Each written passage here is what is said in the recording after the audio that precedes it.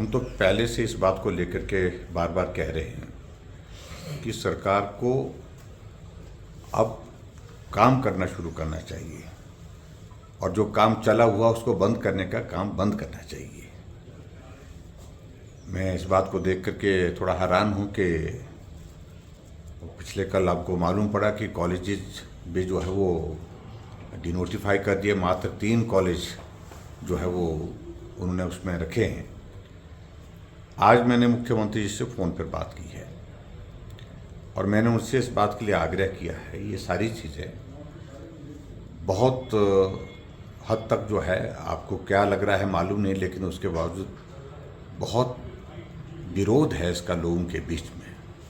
कोई संस्थान मिलना और जनता की मांग पर संस्थान मिलना और उस संस्थान को हमने संचालित कर दिया है। और जैसे मेरा विधानसभा क्षेत्र का जो कॉलेज डिनोटिफाई किया है छतरी का,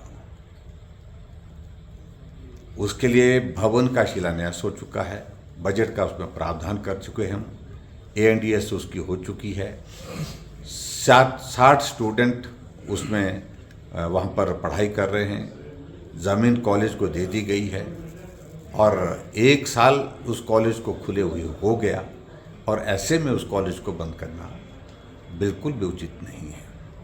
मैंने कहा कि बाकी जगह भी आप रिव्यू करिए, ये सारी चीज़ों को लेकर के एक अच्छा संदेश नहीं जाता है।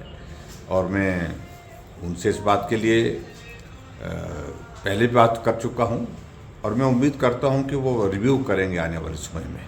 लेकिन फिर भी उसके बावजूद जो बंद करने का ये क्रम चला है, इस क्रम को रोकने की आवश्यकता है। लोगों के बीच में हमने तय किया है कि पिछले कल विधायक दल की बैठक थी हमारी, हमने तय किया हम लोगों के बीच में जाएंगे, लोगों के बीच में बात कहेंगे। अगर संस्थान की अगर मांग नहीं होती तो हम नहीं खोलते। जो भी संस्थान खोले हैं लोगों की मांग पर खोले हैं, जनप्रतिनिधियों के मांग पर खोले हैं। तो ऐसे में लोगों की भावनाओं का अनादर करना ये उचित नहीं है। कुछ एक संस्थान बंद करने की बात होती तो भी समझ में आता, थोक में बल्क में सभी संस्थान बंद करने की जो है ये परंपरा अच्छी नहीं है। और मैं समझता हूँ कि जो हमने बात कहनी थी हमने कही है और मुख्यमंत्री जी इस बात को लेकर के पुनः विचार करें और जो संस्थान खुले हैं उनको शुरू करें। क्या कोर्ट का रास्ता भी अपनाएगी? निश्चित रूप से वो लोग किसको रोक पाएंगे आप? जब सैकड़ों की संख्या में संस्थान बंद कर दिए हैं तो लोग अपना रास्ता ढूंढेंगे, आंदोलन करेंगे। आंदोलन से कुछ रास्ता नहीं निकलता है, वो लोग कानूनी रास्ता अपनाने के लिए आगे विवश हैं। अगर कानूनी रास्ते में उनको राहत नहीं मिलती है तो फिर उसके बाद फिर आंदोलन का रास्ता उनके पास है। और निश्चित रूप से इस सारी चीज़ को लेकर के एक बहुत बड़ा अनरेस्ट जो है, एक नाराज़गी का, एक निराशा का माहौल पूरे हिमाचल प्रदेश में हर विधानसभा क्षेत्र में। मुख्यमंत्री कह रहे हैं कि जो 10 गारंटीज़ दी गई हैं वो 5 साल में पूरी करनी है और कैबिनेट भी आज तीसरे दिन बुला दी गई। मैं इस बात को लेकर के बड़ा ज़रूर कहना चाह रहा हूँ कि जहाँ 3 महीने में 3 कैबिनेट होती थी, अब हर दूसरे दिन कैबिनेट हो रही है।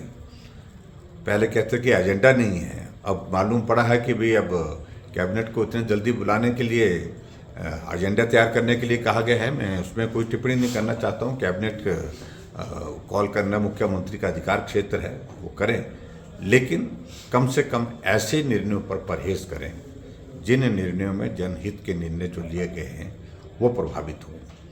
ये मैं ज़रूर कहना चाहता हूँ और मैं उम्मीद करता हूँ कि मुख्यमंत्री जी इन सारी बातों को लेकर के थोड़ा विचार करेंगे।